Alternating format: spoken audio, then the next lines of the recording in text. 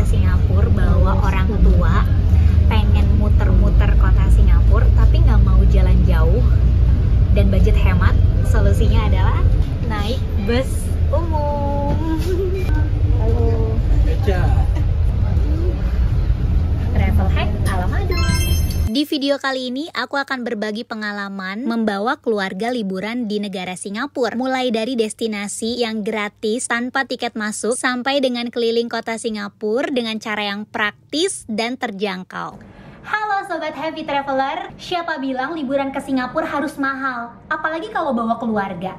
Justru, aku liburan bersama keluarga selama 4 hari 3 malam ke beberapa destinasi yang gratis tanpa tambahan biaya. Mau tahu kemana aja? Simak terus di video kali ini. Seperti biasa, aku akan berbagi tips mengenai perjalananku waktu liburan di Singapura bersama dengan keluarga.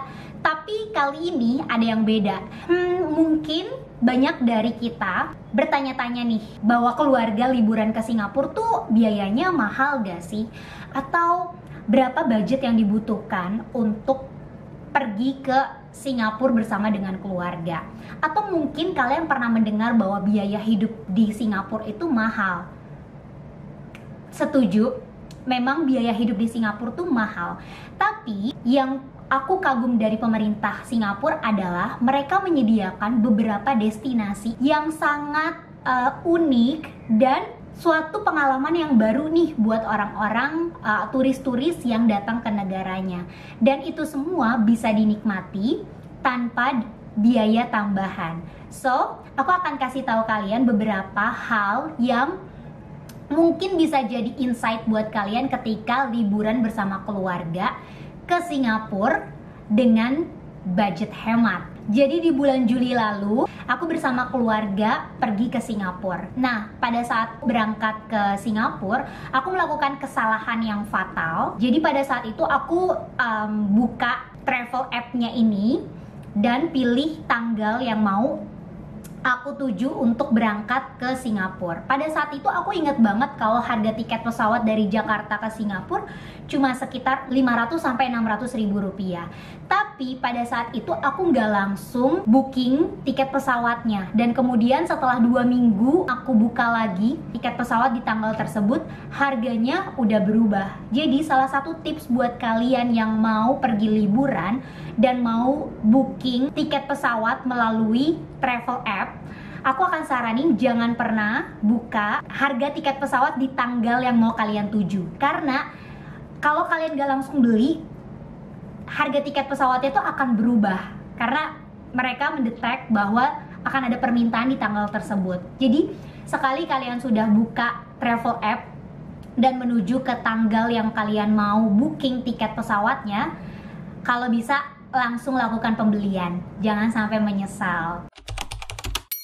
Salah satu komponen yang penting menurutku ketika bawa keluarga liburan ke Singapura adalah pemilihan tipe akomodasi untuk nginep selama liburan di sana. Jadi di Singapura itu ada 3 jenis tipe akomodasi, mulai dari hotel, kemudian yang kedua itu co-living, dan yang ketiga bentuknya kubik atau pods gitu. Nah, aku nggak terlalu merekomendasi untuk tinggal di pods karena jatuhnya total biaya yang dikeluarkan tuh akan sama aja, ditambah lagi tidak ada kebersamaan. Nah, pada saat itu aku nginep di co-living. Jadi co-living ini bedanya sama hotel, biasanya mereka itu self-service. Jadi mulai dari check-in, terus kalau misalkan ada trouble, mereka akan mandu, tapi tidak dengan staffnya. Jadi dipandu dengan teknologi. Nah, jujur aku nyesel sih stay di co-living. Karena menurutku ketika ada trouble, itu susah banget mendapatkan pelayanan langsung dari staff yang standby di sana. Dan kedua, lokasi dari co-living ini biasanya lumayan jauh dari tempat-tempat ramai atau rumah-rumah makan. Karena harganya memang lebih terjangkau, tapi konsekuensinya lokasinya kurang strategis. Jadi kalau aku boleh putar waktu, mungkin aku akan mengalokasikan budget yang lebih untuk penginapan dan memilih hotel dibandingkan dengan co-living. Selain itu, perlu pertimbangin juga akomodasi yang lokasinya dekat dengan hawker atau food center. Pemerintah Singapura itu sudah merapihkan pedagang kaki limanya mereka berjualan, menaruh pedagang-pedagang itu di hawker atau food center. Nah, lokasi-lokasi yang dekat dengan rumah makan ataupun daerah-daerah yang ramai, daerah di Chinatown, Little Indian, di Clarke Quay. Mungkin ini bisa jadi pertimbangan buat kalian ketika milih akomodasi. Apalagi di Singapura tuh lumayan sulit nyari tempat makan yang buka di atas jam 9 malam. Pada saat itu aku bawa 2 orang tua yang sudah punya keterbatasan nih untuk jalan yang terlalu jauh. Tapi di sisi lain, biaya transportasi pribadi di Singapura tuh lumayan mahal. Kayak contoh ya, taksi online. Untuk menempuh 5 km aja nih, tarifnya tuh udah di atas belasan dolar. Kalau dirupiahin sekitar 150 sampai 200 ribu rupiah. Mahal banget kan? Sedangkan kalau di Indonesia aja jarak 5 km itu mungkin habis-habis masih sekitar 40 sampai 50 ribu. Jadi strategiku adalah bawa orang tua naik bus umum tingkatnya Singapura dan pindah dari satu titik ke titik lain yang jaraknya lumayan jauh dengan bantuan teknologi Google Maps. Pemerintah Singapura itu memberlakukan tarif akumulatif perjalanan seseorang dari satu titik ke titik lainnya. Intinya selama seharian nih, ketika aku pindah dari satu tempat ke tempat lain, itu cuma habis sekitar 3-5 dolar. Hari pertama, kami muter-muter di daerah Jewel, Changi, untuk lihat keindahan air terjun di sana. Jadi Jewel itu lokasinya ada di Terminal 1. Kalau kalian turun di Terminal 2, 4, atau 3, nggak perlu khawatir, pemerintah Singapura udah nyiapin shuttle gratis menuju ke Jewel. Di sana kita lihat-lihat foto-foto, nggak ada biaya tambahan. Tapi kalau kamu mau masuk forestnya mereka, jadi ada hutan buatan yang dibuat di dalam Jewel, itu baru dikenakan biaya. Tapi menurutku pribadi, untuk foto-foto di depan air terjunnya Jewel ini aja udah cukup sih menurutku. Terus hari kedua kami mulai lebih pagi, lebih cepat, yaitu kita muter-muter di daerah Marina Bay. Berangkat dengan bus, tiba di Fullerton, Merlion Park. Di situ foto-foto, bikin konten, kemudian duduk-duduk dan makan siang di sekitar sana. Tidak ada biaya yang dipungut. Kemudian di sana sekitar 2-3 jam duduk-duduk di area pinggir Marina Bay, dan kita sengaja di sana standby seharian karena kita mau ngincer di jam 7 malam di Super Tree. Pengunjung bisa melihat pertunjukan dari perpaduan lampu dengan musik. Jadi dalam sehari tiap malam itu ada 2 kali pertunjukan di sekitar jam 7 sama jam 8. Ini selalu ada setiap hari dan gak perlu takut tidak kebagian. Area di sana tuh sangat luas dan orang-orang duduk, bahkan sampai ada yang tiduran untuk nikmatin pertunjukan lampu-lampu di Super Tree ini. Kalian juga bisa naik sepeda untuk muterin Marina Bay. Di sana tuh ada sepeda yang bisa disewakan. Caranya gampang banget, cuma tinggal scan barcode dan download aplikasinya. Nanti tuh bayarnya bisa melalui kartu Visa ataupun Mastercard. Hari ketiga kami pergi ke Sentosa Island. Diawali dengan naik bus menuju ke Sentosa Getaway, dan di sana kita lihat patung Universal Studio bola dunia yang sangat terkenal ini yang menjadi ikonnya Singapura. Kita foto-foto di sana dan kemudian kita pindah dari satu titik ke titik lainnya menggunakan Sentosa Express.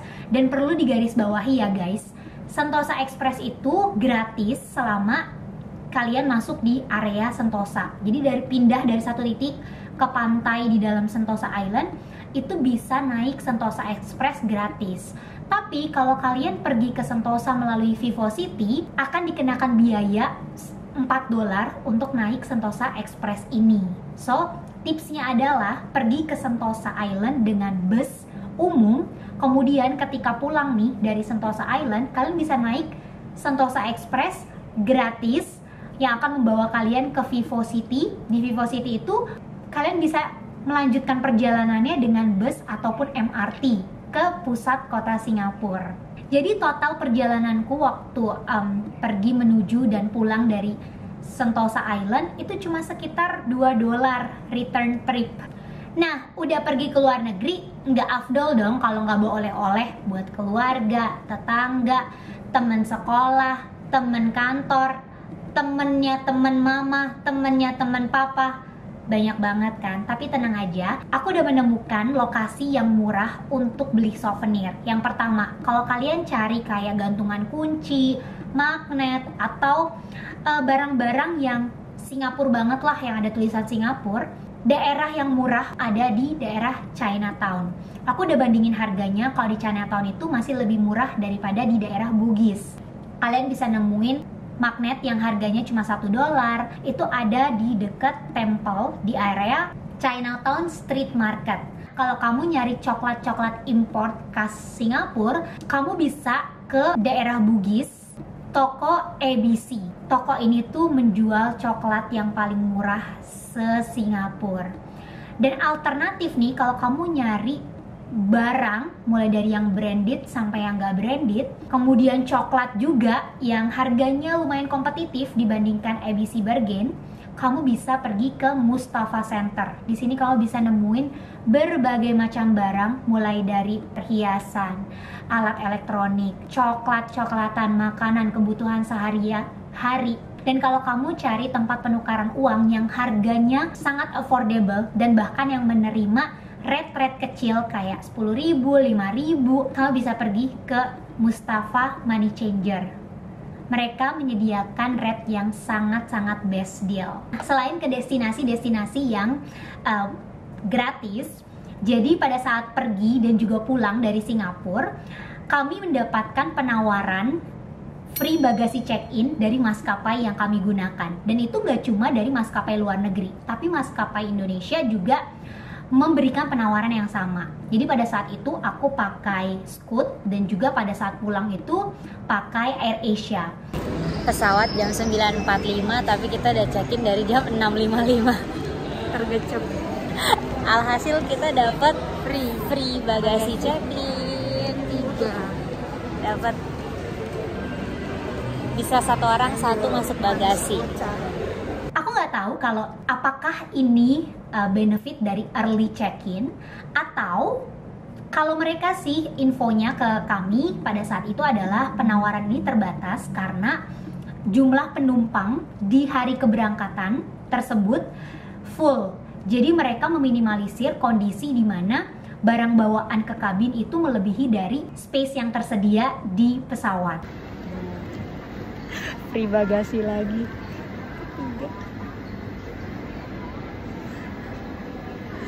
Kali ini AirAsia yang ngasih. Jadi kita tadi lagi nimbang di sebelah sini. Terus ditawarin karena flightnya full. Thank you AirAsia.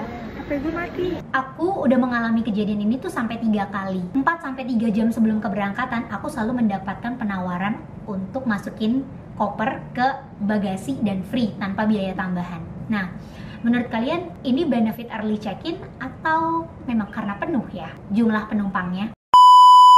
Itu dia ringkasan perjalananku bersama dengan keluarga waktu liburan di Singapura. Aku nggak ada mengeluarkan budget sepeser pun untuk mengunjungi destinasi-destinasi wisata yang ada di sana. Jadi total pengeluaran itu teralokasi hanya untuk tiket pesawat, penginapan atau hotel, makan, tiket transportasi umum, bus, MRT. Gila gak sih? Dan total perjalananku selama 4 hari naik transportasi umum di sana, mulai dari bandara kota Singapura, balik lagi keliling-keliling 4 hari, kembali lagi ke bandara, itu habis sekitar $15. Semoga video ini bisa jadi inspirasi atau membantu kalian dalam membuat rencana liburan keluarga yang lebih matang lagi dan bisa memberikan kalian pengalaman yang lebih menyenangkan. Jangan lupa komen kalau kamu punya rekomendasi tempat lainnya yang penasaran nih pengen aku review. Silahkan komen di bawah dan jangan lupa like serta share video ini ke teman kamu atau mungkin keluarga kamu yang juga punya rencana yang sama untuk bawa keluarga liburan ke Singapura. Semoga kamu dan keluarga bisa mendapatkan pengalaman yang lebih menyenangkan lagi untuk liburan dengan budget yang pastinya hemat. Happy traveling and bye!